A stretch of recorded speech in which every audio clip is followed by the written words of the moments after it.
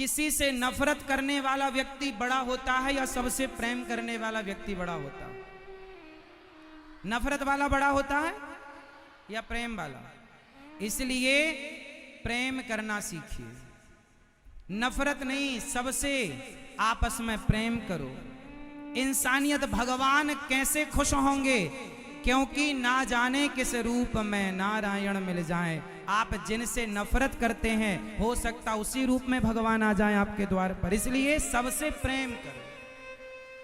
मैं आपसे प्रेम करूंगा तो मैं श्रेष्ठ बनूंगा। मैं आपसे नफरत करने लग जाऊं तो मेरा नफरत करने से लाभ क्या है, ये बताओ। मैं आपसे क्यों ईर्ष्या करूं, क्यों नफरत करूं? आपने मेरा बिगाड़ा क्या है? और कोई बिगाड़ा भी हो तो वो उसके संस्कार हैं, हम नफरत फिर भी ना करें, ये हमारे संस्कार होने चाहिए। तो यदि हमें प्रेम, यदि हिंदुस्तान को जोड़ना है तो जातियां तो व्यवस्था के लिए बनाई गई थी, पर जातवाद नहीं होना चाहिए। क्या नहीं होना चाहिए? जातवाद। आप अपने घर में काम वाली जो बाई आती है, आप उससे कैसी बात करती हो? भैया, उससे अच्छे से बात करना चाहिए कि डांट करके के गालियां देकर? कैसे? वो भी इंसान हैं तुम्हारी तरह और हमारी तरह। देखो, इंसान अमीर गरीब नहीं होता, हालात अमीर गरीब बना देते हैं। आज आप इस तरफ हैं, वो उस तरफ है। समय का ऐसा चक्र चल सकता है कि वो इस तरफ आ जाए और आप उस तरफ चले जाएं। इसलिए अमीरी किसी के बाप की बफौती नहीं होती। दिन सबके बदलते हैं, इसलिए इंसानों को इंसानों की इज्जत करना चाहिए। कभी ये नहीं सोचना चाहिए कि हमारे पास पैसा ज्यादा है, इनके पास क्या है। अरे इंसानों के काम आओ, जरूरतमंद। तुम्हारे पास पैसा है तो तुम्हें और सरल होना चाहिए, तुम्हें और नम्र होना चाहिए। एटीट्यूड नहीं रखना चाहिए कि जी मेरे पास पैसा है। आम का सीजन चल रहा है, आम किस किस ने खाया है इस सीजन में? सबने आम खाए होंगे। आम से क्या सीखा आपने? खाते हो, गुठली फेंक देते हो, सीखते नहीं हो। आम का पेड़ जो होता है ना मेरी माँ, वो फलों से जब भरता है ना तो उसकी डालियां झुक जाती हैं। वो मैसेज दे रहा है कि भगवान तुम्हें जितना धन धान्य से भर दें, तुम उतने सरल और सहज और झुकने वाले बन जाओ, नम्र हो जाओ। लेकिन आजकल उल्टा है, आदमी के पास जितना पैसा आ रहा वो उतना अभिमान में डूबता चला जा रहा है। हमारे भैया श्री राजेश जी देखिए ना, भगवान ने इन्हें सब कुछ दिया है, लेकिन इतने बड़े होकर भी इतने नम्र हैं, इतने सरल हैं, सहज हैं कि पूछो ही मत। ऐसी सरलता पैसे वालों में कम ही देखने को मिलती है। जिन पर भगवान की कृपा हो वो व्यक्ति धन पाकर भी अभिमान से बचता है, वरना अभिमान सबको अपने चंगुल में फंसा लेता है। और अभिमान आ गया रावण को। अरे मेरे पास सोने की लंका है, ये बनवासी राम के पास धरा ही क्या है, चलो इसकी पत्नी उठा लेते हैं। रावण ने अपने आप को पैसे वाला मानकर, राम को सामान्य व्यक्ति मानकर उनके साथ गलत व्यवहार किया। आप अमीर हैं, अच्छी बात, लेकिन अमीर हैं इसका मतलब ये नहीं कि गरीबों पर तुम जुल्म करोगे, अत्याचार करोगे। हाँ, लिख लेना, मैंने देखा है जिन अमीरों ने गरीबों पर अत्याचार किया, देखते देखते वो अमीर से ऐसे गरीब हुए कि उनके पास खाने को रोटियां ना रही। मैंने देखा है, मैंने समय बहुत देखा, मैंने जीवन में अनुभव बहुत पाया, मैंने अच्छे अच्छे लोगों को देखा, धन्ना सेठों को देखा, पर जब पैसा था सीधे मुंह बात नहीं करते थे। अभिमान इतना था कि तुम्हें धूल में मिलाने की बात किया करते थे, तुम्हारी औकात क्या है, ऐसी बात करते थे। लेकिन समय ने उन्हें ही धूल में मिला दिया। इसलिए धन आए तो और जिम्मेदार हो जाना।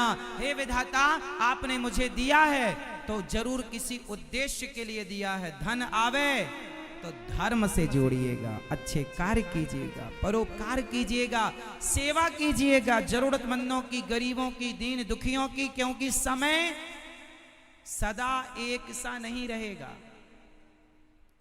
आज आपके पास बहुत पैसा है, आप मुझे लिखकर दे सकते हैं कि आज के 10 साल बाद भी इतना रहेगा? आप मुझे लिखकर दे सकते हैं कि 20 साल बाद भी इतना रहेगा? लिखकर दे सकते हैं कि 5 साल बाद भी इतना रहेगा?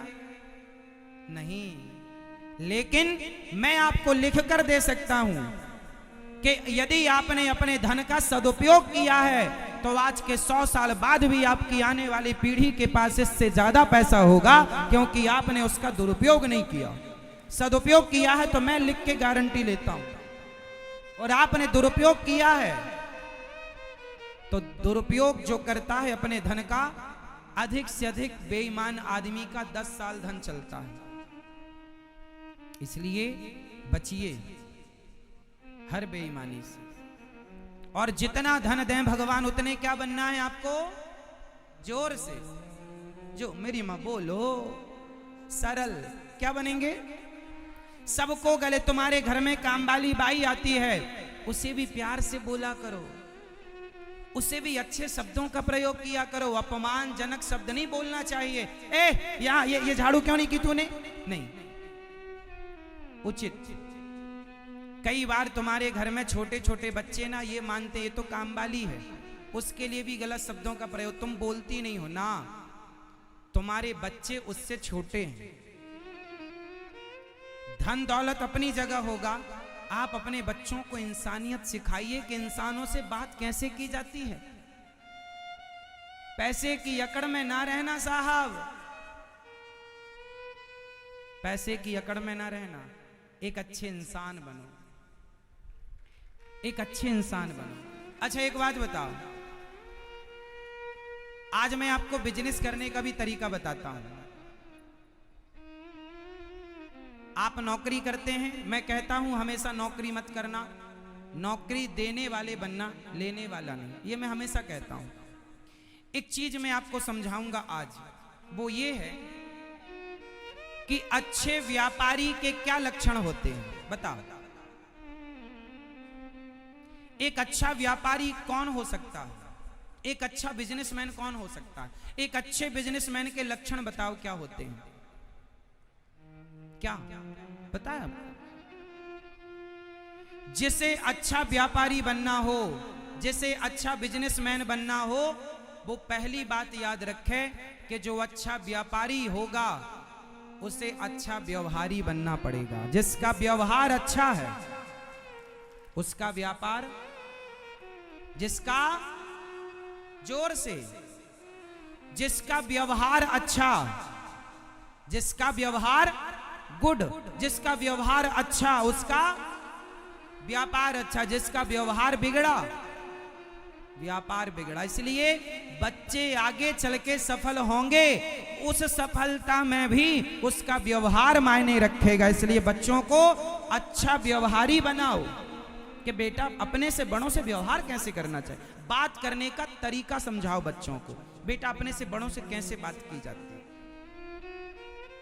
रे बे तू तड़ाक करके बातें नहीं, सदा आदर से। आपसे छोटा भी क्यों ना हो लेकिन आप उसका भी आदर कीजिए। आदर करने से, सम्मान देने से सम्मान प्राप्त होता है। यदि आपने सम्मान नहीं दिया किसी को तो वो आपको सम्मान, सिंपल है ना, फंडे हैं व्यवहार के, शिष्टाचार है ये सब। यदि आपने मुझे सम्मान दिया तो मैं भी आपको दूंगा। आपने अपमान किया है तो भले मैं अपमान ना करूं पर सम्मान की उम्मीद मत रखिएगा। क्यों जी, सही है। इसलिए जिसका व्यवहार अच्छा उसका व्यापार अच्छा, जिसका व्यापार अच्छा उसकी अर्थव्यवस्था अच्छी, और जिसकी अर्थव्यवस्था अच्छी तो अर्थ होगा तो धर्म भी होगा, तो धर्म भी अच्छा होगा, और धर्म अच्छा होगा तो लोक भी अच्छा और परलोक भी अच्छा। तो व्यवहार के ऊपर की बातें बताई मैंने, अब नीचे की बताता हूं। यदि व्यवहार अच्छा करना हो तो क्या करना पड़ेगा? अब आप बताओ। व्यवहार अच्छा तो व्यापार अच्छा, ये तो सुना आपने। व्यापार अच्छा तो अर्थ अच्छा, अर्थ अच्छा तो धर्म अच्छा, धर्म अच्छा तो लोक और परलोक अच्छा। अब ये बताओ कि व्यवहार अच्छा करने के लिए क्या करें? जोर से। व्यवहार अच्छा रखने के लिए क्या करना चाहिए? जोर से। हाँ, व्यवहार अच्छा रखने के लिए बच्चों को शिष्टाचार सिखाना चाहिए। बच्चों को सत्संग कराओ, शिष्टाचार का ज्ञान दो, तो शिष्टाचार होगा तो व्यवहार होगा। शिष्टाचार के लिए क्या करना पड़ेगा? घर का वातावरण। हाँ, इंद्र भी अपने मूड में आ रहे हैं अब।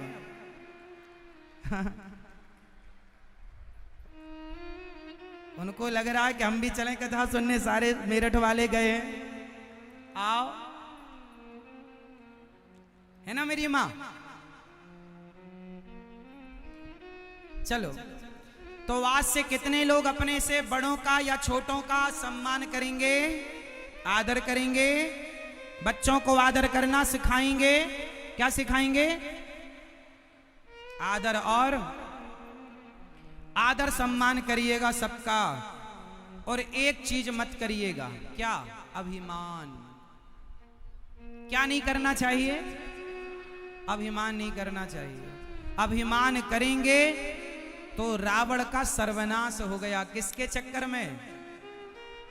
मैया, ओ मेरी प्यारी मां, किसके चक्कर में सर्वनाश हुआ? अभिमान। आदमी अपने आप को बहुत बड़ा मान लेता है। मैं ये, मैं वो, मैं वो। आज मैं बता दूं सबकी औकात क्या है? बता दूं? हाँ या ना? बुरा तो नहीं मानेंगे? जब आदमी के पास थोड़ा पैसा आता है ना, तो सामने वाले से क्या बोलता? तेरी औकात क्या है? तू कौन? तू क्या है? तू कौन है? जानता है मुझे मैं कौन हूं? जब कभी कोई आपसे उलझे इस तरह, तो आप उसको क्या जवाब दें? मैं वो जवाब दे रहा हूं आपको। देखो, इंसान को हमेशा एक चीज याद रखनी चाहिए। ये जो अभिमान करने वाले लोग हैं, वो इसलिए अभिमान करते हैं क्योंकि उन्हें अपना स्वरूप भूल चुके हैं। वो अपने आप को भूल गए हैं कि मैं कौन हूं। एक आदमी बोला, महाराज जी मेरा बहुत बड़ा घर है। तो एक संत जी बोले, अच्छा? उसके घर में उसने बोला कि महाराज जी पूरे जिला में सबसे बड़ा घर मेरा है। तो संत जी वहां पर थे, तो वहां पर एक ग्लोब रखा हुआ था। ग्लोब जानते हैं? मानचित्र। संत जी ने ग्लोब को घुमाया और उस अमीर आदमी से पूछा, भैया जरा इस ग्लोब में, इस मानचित्र में जरा बताओ कि भारत कहां है। उसने ढूंढ करके बताया, तो पूरे ग्लोब मानचित्र में इतना सा क्या होता है? इतना सा भारत। ये रहा भारत। ये पूरी दुनिया के नक्शे में भारत कितना बड़ा है? इतना सा, इतना भारत है। अब भारत इतना है, तो पूछा संत जी ने, भैया जरा बताओ इस भारत में तुम्हारा राज्य कहां है? अब उसने राज्य ढूंढा उस भारत। राज्य ये रहा, ये यूपी। ये रहा, ये यूपी। यूपी। अब यूपी में जरा ढूंढो तुम्हारा जिला कहां है? तुम्हारा जिला? उसने ढूंढा तो कहीं एक बिंदी रखी थी, हल्का सा नाम लिखा था, बारीक जिला लिखा हुआ था, मेरठ। अब मेरठ तो मिल गया मैप में। अब संत जी ने कहा, चल बता अब तेरा घर कहां है, इसमें जरा मुझे दिखा।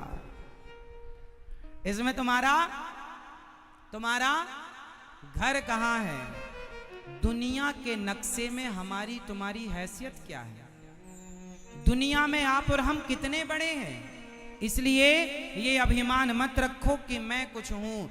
हमेशा ये भाव रखो कि हे प्रभु, जो कुछ हमारे पास है वो आपकी दी गई जिम्मेदारी है, हम उसे निभा रहे हैं। बस हमारा अपना कुछ नहीं है। जो है प्रभु आपका दिया प्रसाद।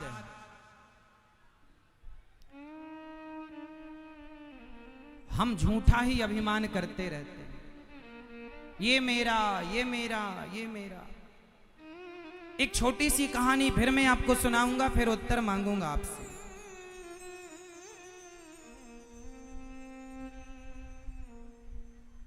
अच्छा ये बताओ, आपके घर में आप कितने लोगों का पालन पोषण करते हैं? आप कितने लोगों को खवाते हैं? मैया आप कितने लोगों को खवाती पिवाती हो? आप बताओ, आप कितने लोगों का भरण पोषण करते हैं? उत्तर दो। जो जितने लोगों का करते हैं उतने हाथ, उतनी उंगलियां उठाएंगे। आप कितने लोगों का भरण पोषण करते हैं? कितने लोगों के आप पालनहार हैं? उत्तर दो। आप कितने लोगों का मैया पेट भरती हो? 6 लोगों का। आप बताओ भाई, आप कितने लोगों के पालन पोषण करते हो? 5 लोगों का। मैया आप बताओ, आप कितने लोगों का? पीछे वाले भक्त बताएंगे आप कितने लोगों का पालन पोषण करते हैं। कोई 5 लोग बता रहा है, कोई 3 लोग। आप लोग कितने लोगों का? आप कितने लोगों का? आप बताओ, आप कितने लोगों का पालन पोषण, कितने लोगों का? कोई कहता है मैं 2 लोगों का पालन करता हूं, कोई 4 लोगों का, कोई 6 लोगों का, कोई 10 लोगों का, कोई 20 लोगों का परिवार है, मैं 20 लोगों का पालन पोषण।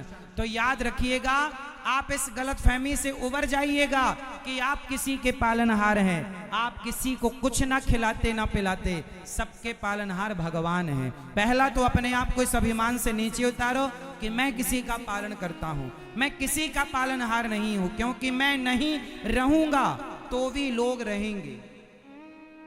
मैं किसी को रोटी खिलाता हूं, ये अभिमान हटा दो, भगवान सबको खिलाते हैं, ये बात ऐड करो। और मैं नहीं रहूंगा तो भी लोग भूखे नहीं रहेंगे, क्योंकि सबको खिलाने वाले हम अभिमान करते हैं। किस तरह? एक बैलगाड़ी, एक छोटी सी कहानी सुनाता हूं, उत्तर देना पड़ेगा सबको। उत्तर दो। एक बैलगाड़ी जा रही थी, किसान ऊपर बैठा था, बैलगाड़ी चला रहा था। नीचे से एक कुत्ता, किसान का पालतू कुत्ता, बैलगाड़ी के बीच में सेंटर पर चल रहा था। कुत्ता बीचों बीच चल रहा था गाड़ी के।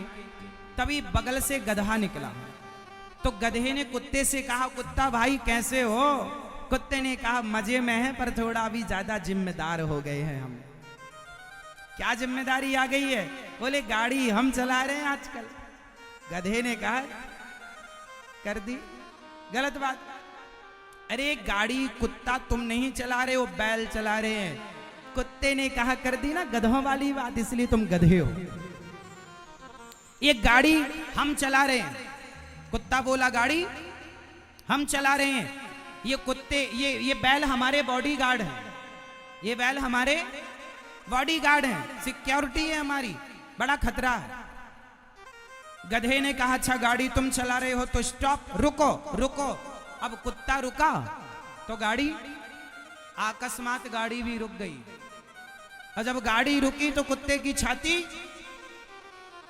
मैं सही कह रहा था ना, तू गधा नहीं माना।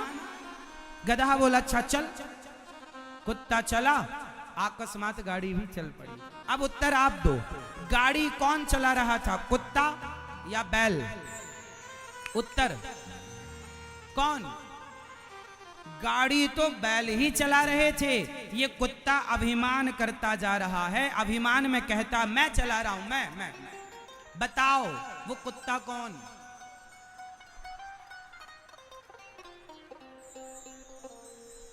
सबकी गाड़ी चलाने वाले भगवान हैं, और हम उस कुत्ते की तरह झूठा अभिमान करते हैं। मैंने ये किया, मैंने वो किया, मैं ना होता तो ये ना होता। ना साहब, तुम ना होते तो भी ये होता, क्योंकि कराने वाला तो कोई और है। इसलिए आप ये मत कहो कि मैं करता हूं, नहीं, हे प्रभु आप करते हैं, मैं निमित्त हूं। भगवान मेरे से करा रहे हैं, भगवान मेरे से करा रहे हैं। तो आप कभी अभिमान करके ये ना कहें कि मैं करता हूं, कुत्ते की तरह मैंने ये किया, मैं चला रहा हूं। सबकी गाड़ी कौन चला रहा है? जोर से, सबकी गाड़ी चलाने वाले। और हम किसकी तरह अभिमान करते हैं? उस कुत्ते की तरह। तो आज से आप लोग उस कुत्ते की तरह अभिमान कौन कौन नहीं करेगा? जो नहीं करते थे वो भी हाथ उठाएंगे, और जो नहीं करेंगे वो भी हाथ उठाएंगे। अभिमान से बचो, और जो है भगवान की कृपा मानो। तो आज से कितने लोग इस अभिमान से बचेंगे और अपने आप को सदा भगवान का दास मानेंगे। नाथ सकल संपदा तुम्हारी, मैं सेवक समेत सुत नारी। ये चौपाई आपको याद करनी है और रोज सवेरे बोला करो, मेरे संग गाओ। नाथ सकल संपदा तुम्हारी, नाथ सकल संपदा तुम्हारी। क्या मतलब हुआ इस चौपाई का? नाथ सकल संपदा तुम्हारी, क्या मतलब हुआ? अर्थ बताओ। हे नाथ, ये सारी संपदा, ये सब कुछ नाथ सकल संपदा तुम्हारी, मैं सेवक समेत सुत नारी, मैं सेवक समेत सुत नारी, मैं सेवक समेत सुत नारी। मैं सेवक आपका प्रभु, बेटा परिवार सहित मैं आपका हूं। अभिमान ना करना।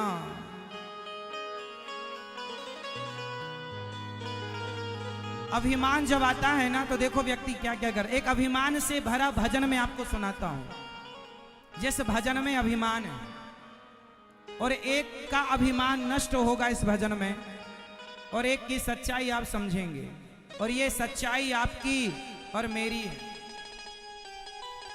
जब अभिमान आए तो अपनी एक बात याद रखिएगा, आदमी कितनी भी बड़ी गाड़ी में रहता हो, कितनी भी बड़ी गाड़ी में चलता हो, कितने भी बड़े बंगले में रहता हो, पर जब आखिरी यात्रा होगी ना, तो लकड़ी की डोली पर होगी, अर्थी पर होगी, और उस अर्थी पर हमें और आपको बांध कर ले जाया जाएगा। शमशान में ले जाकर चिता पर रख दिया जाएगा, और जल जाओगे तो जलने के बाद क्या बचेगी? जोर से क्या बचेगी? राख। राख बचेगी, राख। क्या बचेगी? वो राख हूं मैं, वो राख हूं मैं। आज अनिरुद्धाचार्य है, भविष्य में ये राख बन जाएगा। आप में से कितने लोग भविष्य में राख बन जाएंगे? सब हो जाएंगे। आप बताओ, अकड़ किस बात की? अभिमान किसका?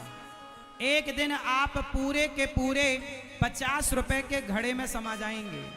50 रुपए के घड़े में आपकी राख आ जाएगी और आपको लोग ले जाएंगे। बड़ी बड़ी डींगे, बड़ी बड़ी बातें, बड़े बड़े बंगलों में रहने वाला एक दिन मुट्ठी भर राख हो जाएगा, फूंक मारने से उड़ जाएगी। अब घमंड बताओ किसका करें?